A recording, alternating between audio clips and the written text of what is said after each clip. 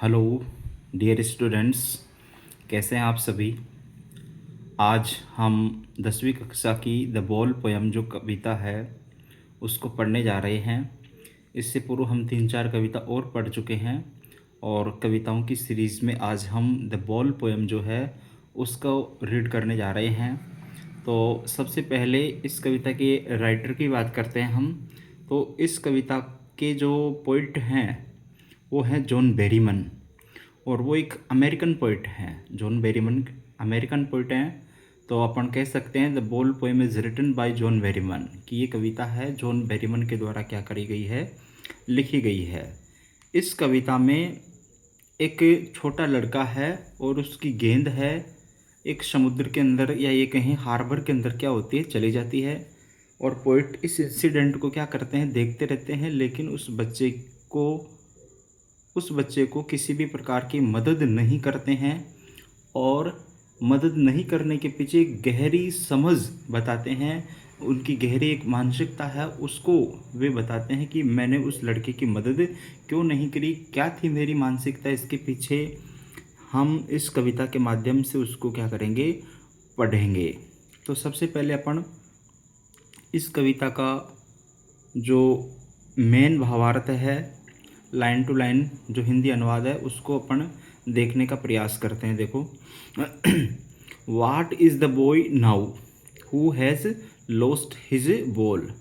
Watt is the boy, what means क्या, is यानी है, द बॉय मीन्स लड़का, नाउ मीन्स अब, अर्थात वह लड़का अब क्या कर रहा है या कैसे है। Who has lost his ball, जिसने अपनी बॉल खो दी थी। Who has lost his ball, जिसने अपनी बॉल को क्या कर दिया था, खो दिया था। वह लड़का अब कैसे है, या ये कहें कि वह अब क्या कर रहा है जिसने अपनी बॉल खो दी थी। किस लड़के की बात हो रही है, who has lost his ball, जिसने अपनी गेंद को क्या कर दिया था, खो दिया था। वाट दूसरा है यहाँ पर, what is he to do, कि वह क्या, वह अब क्या करता है। आई सा, मैंने देखा, इट यानी इसे, गो मीन्स जाते हुए, मियरली मीन्स प्रसन्नता से, बाउंसिंग यानी उछलते हुए, डाउन मीन्स नीचे, द स्ट्रीट मीन्स गली में। और फिर कवि कह रहे हैं कि मैंने जो बॉल थी उसको प्रसन्नता से उछलते हुए और जाते हुए मैंने गली में देखा। आई किसके लिए आया है, यहाँ पर पोइट के लिए आया है। आई सा, मैंने देखा, इट है बॉल के लिए आया है। इट किसके लिए आया है, बॉल के लिए आया है। आई पोइट के लिए, कि आई सा, मैंने देखा, इट मीन्स यह है, गो जाते हुए, मियरली मीन्स प्रसन्नता से, बाउंसिंग यानी उछलते हुए, डाउन मीन्स नीचे, द स्ट्रीट मीन्स गली में, अर्थात मैंने उसको उछल कर जाते हुए गली में क्या किया, देखा। किसको देखा, बॉल को देखा। अभी अपन एक सामान्य अर्थ समझ रहे हैं, फिर इसका जो भावार्थ है वो भी मैं आपको बताऊंगा।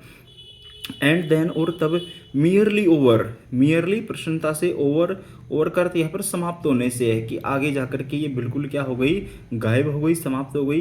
कहाँ समाप्त हो गई, कहाँ चली गई, there it is in the water, और आगे जाकर के ये समाप्त हो गई, कहाँ चली गई, ये पानी के अंदर चली गई। There it is in the water, आगे जाकर के ये पानी में चली गई। No use to say, O there are other balls, no use to say, O there are other balls, और ये बात कहने का कोई मतलब नहीं है। नो यूज टू से अर्थात ये कहने की कोई उपयोगिता नहीं है, कोई यूज़ नहीं है, क्या कहने की, कि देर आर अदर बॉल्स, कि यहाँ पर और भी बहुत सारी गेंदें हैं। ये बात कहने की कोई उपयोगिता नहीं रहेगी, ये आपको कहने की ज़रूरत नहीं है। फिर आगे आ जाते हैं। अब बॉल वहाँ चली गई, पानी के अंदर चली गई। बॉल पानी में चले जाने के बाद उस लड़के का क्या एक्सप्रेशन होता है, कैसी अभिव्यक्ति होती है, देखो उसकी।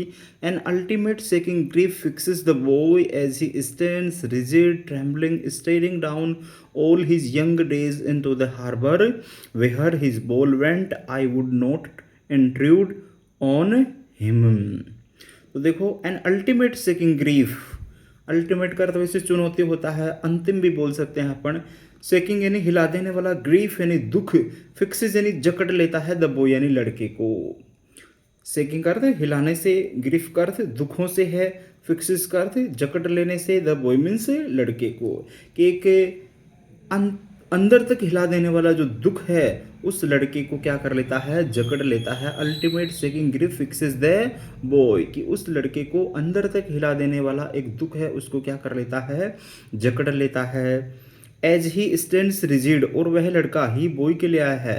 एज जैसा कि ही स्टैंड्स, वह खड़ा रहता है, रिजिड कठोर होकर के, ट्रेम्बलिंग मीन्स कांपते हुए, स्टेरिंग मीन्स घूर कर देखते हुए, डाउन मीन्स नीचे, ऑल हिज यंग डेज, कि उसके सारे युवा अवस्था के दिन चले गए, कहाँ चले गए, इनटू द हार्बर, बंदरगाह में चले गए, वेयर मीन जहाँ हिज बॉल वेंट, जहाँ उसकी गेंद गई। और कवि देखो कितनी अच्छी बात अपने को बता रहा है कि वो लड़का बिल्कुल सेकिंग ग्रिफ फिक्सिस हो गया, अर्थात दुखों से जड़बत होकर के, हिलाने वाले दुखों से जड़बत होकर के वहाँ क्या हो गया, रिजिड होकर के, ट्रेम्बलिंग होकर के, कांपते हुए वो बॉल को देखने लग गया। और फिर आगे कह रहा है कि मानो उसकी युवा अवस्था के दिन ही क्या हो गए हों, सारे के सारे बंदरगाह में चले गए हों जहाँ वो गेंद गई है, हिज बॉल वेंट। और ऐसा क्यों कहा है कि उसकी युवा अवस्था के दिन ही मानो बंदरगाह में चले गए हों, ऐसा क्यों कहा है, क्योंकि उस बॉल के साथ में उस बच्चे की बहुत सारी यादें क्या थी, जुड़ी हुई थी। हो सकता है उसको वो बॉल उसके जन्मदिन पर गिफ्ट मिली हो, या फिर उसको किसी कक्षा को पास करने पर गिफ्ट में मिली हो, तो उसकी बहुत सारी यादें उस बॉल के साथ में जुड़ी हुई थी। और इसीलिए पोइट यहाँ पर क्या कह रहा है कि उसके जो यंग डेज थे वो भी शायद कहाँ चले गए, हार्बर में चले गए, उस गेंद के हार्बर में जाने के साथ ही। I would not intrude on him, मैं इसमें किसी भी प्रकार की घुसपैठ नहीं करूँगा, किसी भी प्रकार की दखल अंदाजी नहीं करूँगा। इंट्रूड कर दे, घुसपैठ करना, दखल अंदाजी करना, अनावश्यक दखल अंदाजी करना, तो वो कह रहा है कि मैं इसमें किसी भी प्रकार की दखल अंदाजी नहीं करूँगा।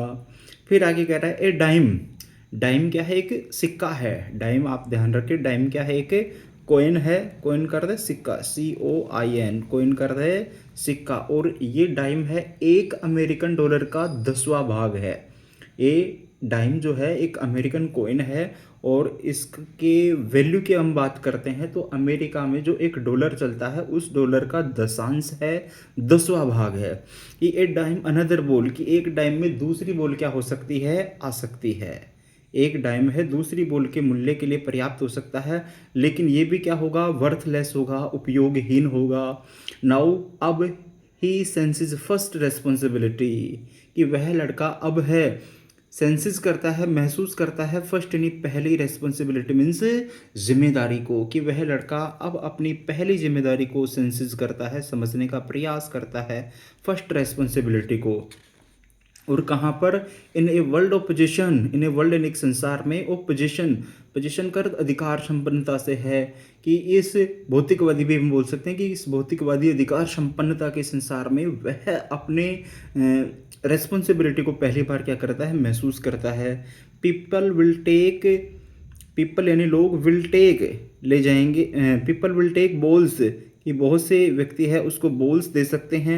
बॉल्स विल बी लॉस्ट, और ये बॉल्स वापस से क्या हो जाएंगी, खो जाएंगी। ऑलवेज मीन्स हमेशा, लिटिल बॉय यानी छोटे लड़के। और ये कवि की सीख है उसके लिए कि तुम इस संसार से बहुत सारी बातें क्या करो, अपनी जो फर्स्ट रेस्पॉन्सिबिलिटी है उसको समझाओ। बहुत से लोग तुम्हें क्या दे देंगे, गेंद दे देंगे। पीपल विल टेक बॉल्स, कि तुम्हें गेंद लेकर के दे देंगे, लेकिन ये बॉल्स विल बी लॉस्ट, ये सारी गेंदें खो जाएंगी। ऑलवेज हमेशा, लिटिल बॉय यानी छोटे लड़के की। संसार में बहुत सारे लोग आपको ऐसे भी मिल जाएंगे जो तुम्हें बॉल खरीद करके दे देंगे, लेकिन ये सारी बॉल्स क्या हो जाएंगी, खो जाएंगी। ये बात तुम्हें ध्यान रखनी है, अर्थात तुम्हें अपनी पहली जिम्मेदारी को क्या करना है, महसूस करना है, अपनी रेस्पॉन्सिबिलिटीज़ को क्या करना है, आइडेंटिफाई करना है, पहचानना है। इसीलिए कवि ने उस लड़के को क्या नहीं दी थी, गेंद नहीं दिलवा करके नहीं दी थी। बाकी कवि उस सारे इंसिडेंट को क्या कर रहा था, आइडेंटिफाई कर रहा था, सारे इंसिडेंट को अपनी आंखों से देख रहा था।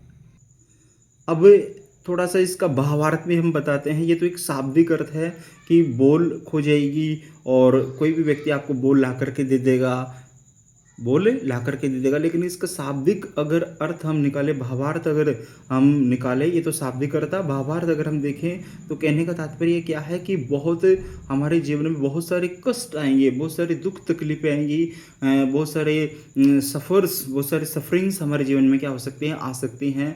तो उनको देख कर के हमें जीवन में क्या नहीं होना है, रुकना नहीं है। अब बॉल का खो जाना उस छोटे बच्चे के लिए एक तरीके से क्या था, अपनी प्रिय चीज़ को खो देने का क्या था, दुःख था। तो वैसे ही कभी उस घटना के माध्यम से हम सबको समझाना चाह रहे हैं कि हमारे मानव समाज में, हमारे मानव जीवन में ऐसी बहुत सारी घटनाएँ आती हैं कि हमारे किसी प्रियजन की मृत्यु हो गई या किसी प्रिय चीज़ का क्या हो गया, लॉस्ट हो गया, अर्थात वो खो गई, या फिर किसी पालतू जानवर की डेथ हो गई, किसी प्रियजन की मृत्यु हो गई। तो ऐसे इंसिडेंट्स हमारे जीवन में बहुत बार चलती रहेंगी, अनगिनत रूप से चलती रहेंगी। तो उन चीज़ों को देख कर के हमें क्या नहीं होना है, रुकना नहीं है, अर्थात हमें लगातार आगे बढ़ते रहना है। यही बात, यही जो मेन मैसेज है वो यही है। इस घटना के माध्यम से कभी हम सबको यही समझाना चाह रहे हैं कि जैसे वो लड़का दुखी हो रहा है बोल के खो जाने पर, वैसे हमें दुखी नहीं होना है। हमें इस कर्मण्यता के संसार पर धीरे धीरे क्या करते रहना है, आगे बढ़ते रहना है। ऐसी चीज़ों से हमें दुखी नहीं होना है। आगे देखो, तो ये मैसेज कवि ने उसको दे दिया कि बहुत सारे लोग तुम्हें बॉल दे देंगे, लेकिन तुम्हें और वे बॉल्स खो जाएंगी, लॉस्ट हो जाएंगी ऑलवेज, हमेशा। लिटिल बॉय नहीं, छोटे लड़के, तुम्हें उनका ध्यान नहीं रखना है, उन्हें ध्यान नहीं देना है। एंड नो वन, और कोई नहीं बाईजे ने खरीदता है ए बॉल बैक, कि वापस से कोई खरीद करके नहीं देगा तुम्हें। मनी इज एक्सटर्नल, धन अपने स्थान पर है, एक्सटर्नल है, अतिरिक्त है, कि धन की तुलना हम उन चीज़ों से नहीं कर सकते। अर्थात कहने का मतलब कि धन अपने स्थान पर अपनी महत्वाकांक्षा रखता है, अपना उसका अलग महत्व है। धन की तुलना हम वहाँ पर इन चीज़ों से नहीं कर सकते। अर्थात किसी व्यक्ति के पास में धन है तो इसका मतलब ये नहीं है कि वह उस धन के साथ सारे कार्य कर सकता है। उसके जीवन में भी बहुत सारे कष्टों का क्या करना पड़ेगा, उसको सामना करना पड़ेगा। तो उसके लिए भी कहा जा रहा है कि मनी इज एक्सटर्नल, धन अतिरिक्त है, और अपने आप को, उस व्यक्ति को भी अपने जीवन के कर्तव्य पथ पर आगे बढ़ते रहना है। द एपिस्टोमोलॉजी, अच्छा ऊपर वाली एक लाइन और देखो, he is learning well behind his desperate eyes, और जो व्यक्ति है अच्छे से क्या कर रहा है, लर्निंग कर रहा है सब चीज़ों को डेस्परेट आइज से, यानी निराशाजनक आंखों से। धन अतिरिक्त चीज़ है और व्यक्ति इन सब चीज़ों को क्या कर रहा है, लर्निंग कर रहा है अपनी डेस्परेट आइज से, निराशाजनक आंखों से क्या कर रहा है, सीख रहा है।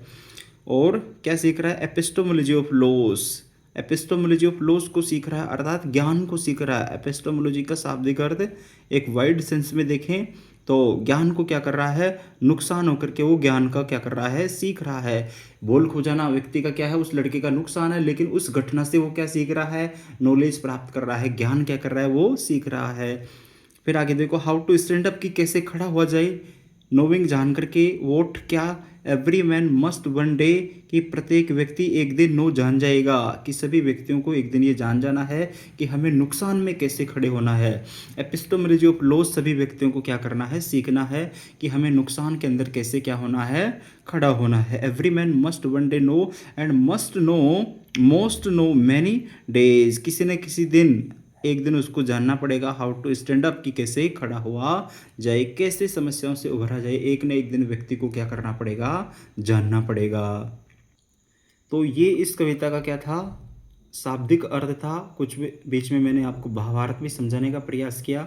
अब इसका एक बार और से अर्थ मैं आपको बता देता हूँ, मीनिंग्स का अर्थ बता देता हूँ। बॉय मीन्स लड़का है, लोस्ट मीन्स खोना है, डू मीन्स करना, सा मीन्स देखना, मेयरली का अर्थ प्रश्नता से, बाउंसिंग उछलते हुए, डाउन मीन्स नीचे, स्ट्रीट मीन्स गली में, वही मेयरली फिर प्रश्नता से, ओवर समाप्त होना, वाटर का अर्थ पानी, यूज काम में लेना, शे कहना। फिर इसके अलावा अल्टीमेट का अर्थ है अंतिम भी बोल सकते हैं, चुनौती भी बोल सकते हैं, सेकिंग यानी हिला देने वाला, ग्रीफ का अर्थ है दुख, फिक्सिस का अर्थ है जड़वत कर देना, स्टैंड से नहीं खड़ा होना, रिजिड यानी कठोर, ट्रेम्बलिंग यानी कांपते हुए, स्टेरिंग मीन्स घूरते हुए, डाउन मीन्स नीचे, यंग डेज युवा अवस्था के दिन, हार्बर मीन्स बंदरगाह, वेहर जहाँ कहाँ, इंट्रूड यानी घुसपैठ करना, बॉल गेंद है ही। इसके अलावा डाइम एक क्या है, सिक्का है, वर्थलेस उपयोगहीन, रेस्पॉन्सिबिलिटी यानी जिम्मेदारी, सेंसिज यानी समझ, पोजीशन अधिकार संपन्नता, पीपल लोग, विल टेक लेंगे। इसके अलावा और कहें तो अपन ज़्यादा कठिन मीनिंग नहीं है। मनी धन, एक्सटर्नल अतिरिक्त, डेस्परेट निराशाजनक, बिहाइंड यानी पीछे, लर्निंग यानी सीख, एपिस्टोमोलॉजी का अर्थ ज्ञान मीमांसा से ले सकते हैं, लॉस का अर्थ नुकसान, स्टैंड अप का अर्थ सहन करना, खड़े होना। इसके अलावा और ज़्यादा इसमें कठिन मीनिंगें नहीं हैं। तो ये इस कविता का क्या था, मीनिंगों का अर्थ था। और थोड़ा सा राइम स्कीम की बात करें तो यहाँ कोई स्पेसिफिक राइम स्कीम इस कविता में नहीं है। और ये कविता द बाल पोएम है, जॉन बेरीमन के द्वारा लिखी गई है। इस कविता में जॉन बेरीमन हमारे को यही संदेश दे रहे हैं कि हमें एक चीज़ के खो जाने पर उसके दुख से दुखी होकर के बैठे नहीं रहना है, बल्कि उसके दुख से उभरना है, हमें स्टैंड अप होना है और आगे कैसे बढ़ना है। ये कविता हमें यही संदेश देती है। और इस घटना को कवि ने उस लड़के के माध्यम से बताया है कि जो लड़का था जिसकी बॉल खो गई थी। कवि पूरी घटना को देख रहे थे, लेकिन बॉल उसको ना तो नहीं दिला करके देते हैं, ना ही जो बॉल खो गई थी उसको ढूंढ करके देते हैं। और वो उस बच्चे को यही सिखाना चाह रहे थे कि कैसे हमें हमारी कोई प्रिय चीज़ खो जाती है, कैसे कोई प्रिय चीज़ खो जाती है तो उसका लॉस से हमें कैसे क्या होना है, रिकवर होना है, उसके लॉस से हमें कैसे आगे बढ़ना है। कवि हमें यही बताना चाह रहे थे। तो ये हमारी कविता थी द बॉल पोएम। इसके बाद में हम नेक्स्ट कविता पढ़ेंगे। धन्यवाद।